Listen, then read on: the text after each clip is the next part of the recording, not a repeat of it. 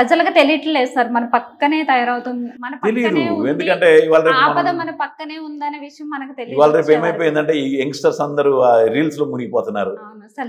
Cell ఫోన్లు reels చేయడం, వాటిలోనే టైం పాస్లు అయిపోతున్నారు. కానీ నిజంగా ప్రపంచంలో ఏం జరుగుతుంది, రియాలిటీ ఏం జరుగుతుంది ఎవట్లా. పత్రికలు కూడా వాళ్ళ న్యూస్, పొలిటికల్ పార్టీలు వాళ్ళ న్యూస్, వీడిని తిట్టుకోవడం. నిజంగా ప్రపంచంలో ఏం జరుగుతుంది, నీకు ఎక్కడ నష్టపోతున్నావు. అసలు మన దేశంలో ఈరోజు మోడీ వచ్చిన తర్వాత మనకి అదాని ఆస్తులు మొట్టమొదటి ఎంత ఉండే, ఇప్పుడు ఎంత ఉన్నాయి. నేను ఇవాళ చూశాను, ఎవరో పెట్టాడు ఆయన. అదాని అట దేశానికి చాలా అద్భుతంగా చేస్తున్నాడట. ఆయన అసలు ప్రపంచంలో మనకి ఇంతవరకు ఎప్పుడు నెంబర్ 2కి అందుకోలేదు. అదాని అందుకున్నందుకట అమెరికా కచ్చగట్టి ఆయన కిందికి దింపుతున్నారట. ఆయన డబ్బులన్నీ ఎవడిచ్చినాయండి, ఎక్కడి నుంచి వచ్చిన డబ్బులని? అదానికి డబ్బులు ఎవడిచ్చినాయి? మన డబ్బులు అవన్నీ. కోల్ మైన్స్ ప్రాఫిట్స్ నడుస్తున్న కోల్ మైన్స్ ఆయనకు అమ్మడం ఏంటి? ప్రాఫిట్లో నడుస్తున్న రైల్వేస్ ఆయనకు అమ్మడం ఏంటి? ప్రాఫిట్లో ఉన్న ఎల్ఐసిని తీసుకెళ్ళి ఆయన గంట కట్టడం ఏంటి? బొగ్గు గన్లు, విమానాశ్రయాలు, ఎవ్రీథింగ్. నీకు ఢిల్లీలో ఉన్న ఎయిర్పోర్టు అమ్మమని అడిగారు అండి ఎయిర్పోర్ట్ని. ఆయన అమ్మకపోతే వాని మీద ఐటీ రైడ్ చేయించి కొన్నారు దాన్ని. అవి ప్రభుత్వ ఆస్తులు కాదు, ప్రైవేట్ కదా అది. నీకు ప్రైవేట్ కండిషన్ ఉండే కదా అది ఎయిర్పోర్ట్. ఇప్పుడు ఇక్కడ మన రాజీవ్ గాంధీ ఎయిర్పోర్ట్ లేదా, ఇది ప్రైవేట్ మెయింటెనెన్స్ కాదు. ఇది ఈ 33 ఇదన్నీ అంటే బిల్డ్ ఆపరేట్ వాటి కింద పిఆర్పి కింద వస్తాయి, పీపీ కింద వస్తాయి అన్ని. 30-40 years. ఈరోజు ఇది తీసుకుని ఎయిర్పోర్ట్స్ ఎన్ని తీసుకున్నారు? చాలా ఎయిర్పోర్ట్స్ ఆయనకు అప్పచెప్పారు. కేరళలో ఉన్న ఎయిర్పోర్ట్స్ ఆయన అప్పచెప్పారు, బాంబేలో ఉన్న ఎయిర్పోర్ట్ ఆయనకు అదానికి ఇచ్చారు కదా ఎన్ని 50 ఎయిర్పోర్ట్స్ అని. రైల్వేస్, ఇది బొగ్గు గన్లు, ఎన్ని కంపెనీలు ఎక్కడి నుంచి వచ్చినాయి డబ్బులన్నీ ఆయనకి. తర్వాత ఇంకోటి ఏంటి, ఇంకో ఇంట్రెస్టింగ్ ఏంటంటే ఈయన ఆస్ట్రేలియాలో బొగ్గు గన్లు కొన్నాడు. ఈ మోడీ వెళ్ళినప్పుడు ఆస్ట్రేలియాకి వెళ్ళి ఆదాని కూడా వెళ్ళాడు. అక్కడ బొగ్గు గన్లు ఈయనకి ఇప్పించాడు తక్కువ రేట్లు. అక్కడ బొగ్గు ఇక్కడ ఇంపోర్ట్ చేస్తున్నారు. చాలా బాగుంది ఇంపోర్ట్. ఓకే, ఇంపోర్ట్ ఎప్పుడు చేస్తారు? మన దగ్గర బొగ్గు లేనప్పుడు, మన దగ్గర బొగ్గు సరిపోయినప్పుడు, అంతకంటే తక్కువ దొరుకుతుంటే కదా. ఇక్కడ 7,000కి టన్ దొరుకుతుంది మనకి, అంటే 4,000 దొరికింది అనుకోండి, 1,000 అనుకోండి ఇంపోర్ట్ చేసుకోవచ్చు. కానీ అది 14,000 రూపాయలు, 7,000 రూపాయలు. సో ఈ కోల్ కంపెనీల మీద ఆర్డర్ పెట్టారు ఏంటంటే, నువ్వు కంపల్సరీగా అదానిది బొగ్గు 50% కొనాల్సిందే. వై? 14,000 నేను ఎందుకుంటాను, బట్ కొనాలి. ఎందుకంటే బికాస్ ఆఫ్ అదాని.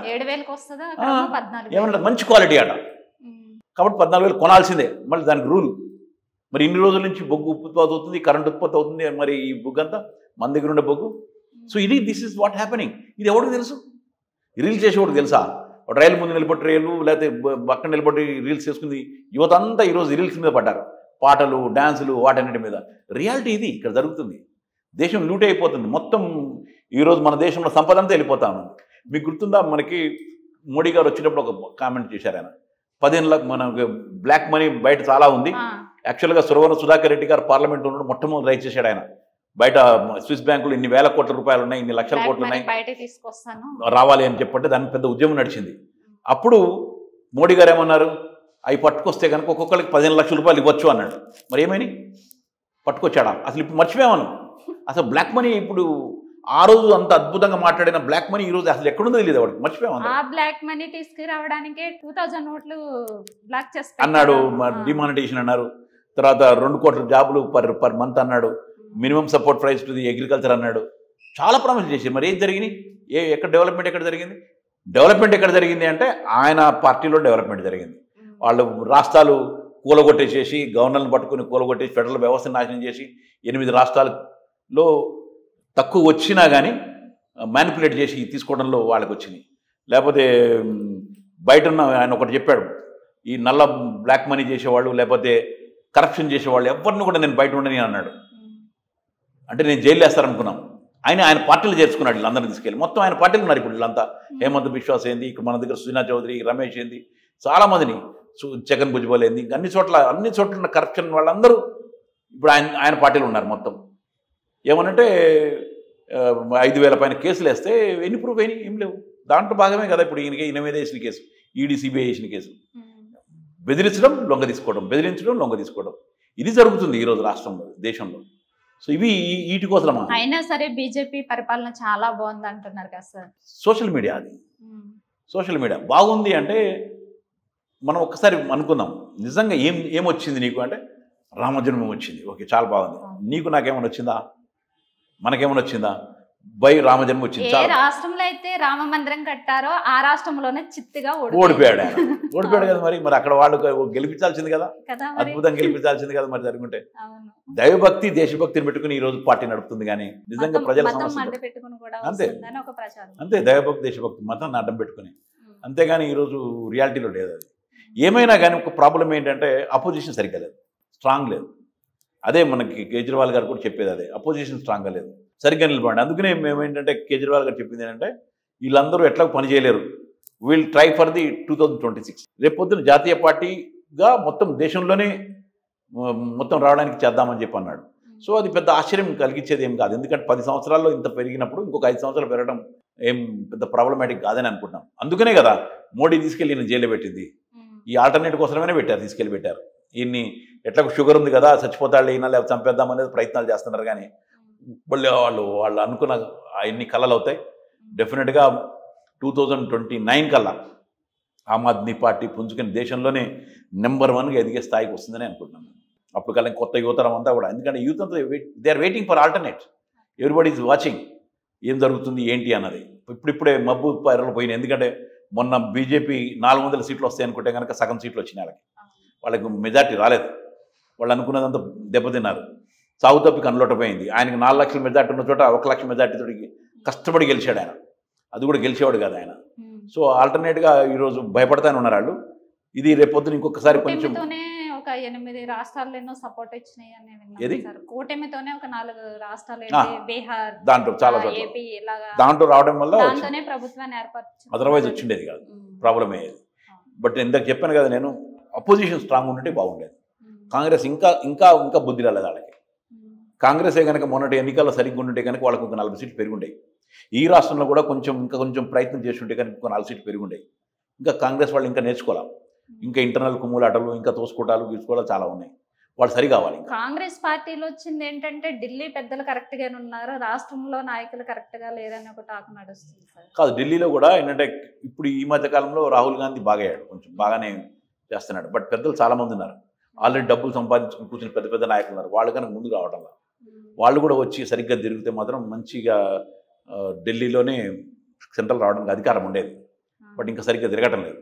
ఏమైనా కాంగ్రెస్ లో కొన్ని మిస్టేక్స్ ఉన్నాయి. కాంగ్రెస్ ప్రభుత్వం వస్తే ఒక సామాన్యుడు బతకగలుగుతాడు, దేశం ప్రశాంతంగా ఉంటది, అవకాశం, మతాలు ఇలాంటివి ఏముండవు, అందరూ మనకి మతం తిండి పెట్టదు కదా, మతం కూడు కూడా పెట్టదు కదా అంటుంటారు కదా తాతలు నాన్న వాళ్ళు అంటుంటారు. ఇప్పుడు మతం అనేది మనకేం తిండి పెట్టేది ఏం కాదు, అదేమి మనకి చదువు చెప్పేది ఏం కాదు. దానివల్ల గొడవలు తప్ప, కొట్లాడుకుని చావడం తప్ప, కొడుకుని చావడం తప్ప వచ్చేది ఏం లేదు.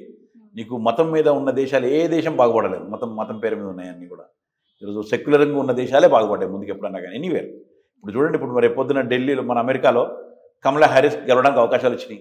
మరి వాళ్ళే కనుక అట్లా అనుకుంటే కనుక ఆమె ఇండియన్ అమెరికన్ గెలవకూడదు కదా. అలాగే చాలా చోట్ల మనవాళ్ళు ఉన్నారు. మొన్నటి వరకు ఇక్కడ కెనడా, లండన్లో ఉండే మనవాడు ఉండే, మరి వాళ్ళు అట్లా అనుకుని ఉంటే ఉండకూడదు, మనవాడు ఉండాలి, మన జాతీయుడు ఉండాలనుకుంటే ఎట్లా కాదు. ఇది ఇట్స్ ఇంటర్నేషనలిజం. అంత అన్ని చోట్ల ఎవరైనా ఉండొచ్చు, ఎవరైనా కావచ్చు, ఎవరైనా రావచ్చు. మంచి చేసేవాడు ఎవరుంటే తప్పేంటి, అంతేగాని అందరు కలిసి ఉండాలి. అన్ని సర్వమాన సమానత్వంతో వెళ్ళినప్పుడు మాత్రం జరుగుతుంది. That what we're talking. Kejriwal garu feel అయ్యేది అదే. ఇంతకుముందు కంక్లూజన్ నేను చెప్పేది ఏంటంటే, ఇంతకుముందు మీరు అన్నది ఒక ఎర్ర జెండా లేకుండా, ఒక మార్క్సిజం లేకుండా, లేకపోతే మార్క్స్ లెనిన్ పేరు చెప్పి ఇంగ్లీష్ పేరు చెప్పకుండా అదే సిద్ధాంతాలను ఇంప్లిమెంట్ చేసి చూపెట్టింది కేజ్రీవాల్. కాబట్టి మేము ఆయనతో రావడానికి నేను 3 సంవత్సరాల క్రితం ఆమ్ ఆద్మీ పార్టీ రావడం జరిగింది. భవిష్యత్తులో డెఫినెట్గా ఆమ్ ఆద్మీ పార్టీ ఇంకా ముందుకెళ్తుందని అనుకున్నాను. ఎందుకంటే యువతరం అంతా వెయిట్ చేస్తున్నారు ఆల్టర్నేటివ్ కోసం. ఆల్టర్నేట్ మేమే అని ఈ రాష్ట్రంలో చూపెట్టడానికి కొత్త తరాన్ని తయారు చేస్తున్నాం మేము ఇక్కడంతా. తెలంగాణలో ఈ పార్టీ వస్తే సీఎం ఎవరవుతారు సార్ అంటే చెప్పలేము. నేను మా ఉద్దేశం ప్రకారం ఏంటంటే, పార్టీ పగ్గను మీరే కదా నడిపిస్తున్నారు అంటే ఇప్పుడు ఉండొచ్చు, బట్ రేపొద్దున ఇంక వచ్చేటప్పటికి ఎంతమంది ఉంటారో తెలియదు కదా. ఇప్పుడు ఎట్లాగ ఉంటుంది అంటే, మా దగ్గర వచ్చేటప్పటికి ఆమ్ ఆద్మీ పార్టీకి వచ్చేటప్పటికి నేనున్నానని నాకు ఉండదు. నేను ఎగ్జాంపుల్ నేను మొన్న గుజరాత్ చెప్తాను. గుజరాత్లో మొన్న ఎన్నికలు జరిగినప్పుడు అక్కడ ఏం చేశారంటే కనుక వచ్చిన వాడికి ఓటింగ్ పెట్టారు. దాంట్లో ఓటింగ్ పెట్టినప్పుడు కొత్తగా వచ్చిన ఆయన గుజరాత్లో ఆయన సీఎం క్యాండిడేట్ కొత్తగా వచ్చాడు. మేమంతా కూడా ఒకటేసారి జాయిన్ అయినాడు అప్పుడు. అంటే అప్పటికి 1 year కూడా కాలేదు ఆయన జాయిన్ అయ్యి. ఇస్జాన్ గడ్వి అని. అంతకుముందు పాత వాళ్ళు దాదాపు 8-10 సంవత్సరాలు పనిచేస్తున్న వాళ్ళు చాలామంది ఉండే. వాళ్ళు కాక ఇస్జాన్ గడ్వి కొత్తగా జాయిన్ అయినాడు. ఆయనకి ఓటింగ్ ఎక్కువ వచ్చింది. ఏది దీంట్లో ఆయన్ని సీఎం క్యాండిడేట్ డిక్లేర్ చేశారు. అట్లాగే ఉంటుంది, ఇక్కడ కూడా అంతే ఉంటుంది. మా క్యాండిడేట్ డిక్లరేషన్ కూడా అట్లాగే ఉంటుంది. సీనియర్ అని చెప్పి ఉండదు. పబ్లిక్లోంచి, పబ్లిక్ కార్యకర్తల్లోంచి ఎవడు సీనియర్ ఉండి ఎవడు బాగా పనిచేస్తాడని ఓటింగ్ వస్తే వాళ్ళకే వస్తుంది. అలాగే సీఎం క్యాండిడేట్ కూడా అంతే. అక్కడ నేనున్నానని చెప్పి నాకు రాదు, ఇంకోటి కాదు. అప్పుడు ఆ టైం కల్లా ఎవరుండి నాయకత్వం మీద నుంచి చేసి డిక్టేటింగ్ కూడా ఉండదు. పబ్లిక్ నుంచి ఎన్నుకోవాల్సిందే. ఎన్నుకున్న వాడే రేపు పొద్దున క్యాండిడేట్ అవుతారు. ఇప్పుడు యూత్కి మీరు ఇచ్చే సందేశం ఏంటి? నా రిక్వెస్ట్ ఏంటంటే, ముందు రాజకీయాల్లోకి రండి, గమనించమంటున్నాం ముందు ఎన్నికలు, రాజకీయాల్ని. అంతేగాని మాకెందుకులే అని కాదు, రాజకీయంని తెలుసుకోవాలి. ఎందుకంటే రాజకీయం అంటేనే మనకి రేపు పొద్దున భవిష్యత్తును చూపెట్టేది. రాజకీయం అంటే ఒక చెత్త అన్నట్టున్నారు ఇప్పుడు చాలా. కానీ ఇంతకుముందు కంటే కూడా కొంచెం బెటర్, ఇంతకుముందు కంటే కూడా కొంచెం బెటరు. రాజకీయాలు కొంతమంది వస్తున్నారు, బట్ మరీ ఎడ్యుకేట్ ఇంకా రావడం లేదు. అంత డబ్బు ఇంతకుముందు నేను గుండాగాళ్ళు అంతా బయట ఉండి నడిపించేవాళ్ళు, గుండాగాళ్ళు అందరూ కూడా దీంట్లోకి వచ్చేసారు. సో వీళ్ళని పక్క జరిపి రాజకీయాలకు రావాల్సిన అవసరం ఉంది యువతకి. ఎందుకంటే ఇది భవిష్యత్తు అంతా వాళ్ళ మీదే ఉంది, భవిష్యత్తు నడిపించుకోవాల్సినంత. ఎందుకంటే మనకు కట్టే ఫండ్స్ కానీ పనులు కానీ ప్రజలకు చెందేటట్టుగా, ప్రజలు డెవలప్మెంట్ అయ్యేటట్టుగా చేయగలిగేది ఎడ్యుకేషన్ ఉన్న వాళ్ళు మాత్రం. ఎడ్యుకేషన్ లేని వాళ్ళు ఏం చేయలేరు. ఇప్పుడు మోడీ గారు చేసేది ఏంటి, తనకు తోచింది ఆయన చేస్తాడే కానీ నిజంగా ఆయన చేసే ఇప్పుడు బికాస్ ఆఫ్ దట్ వన్. అందుకనే అంటాడు కదా, ఆయనకి ఎడ్యుకేషన్ లేదు.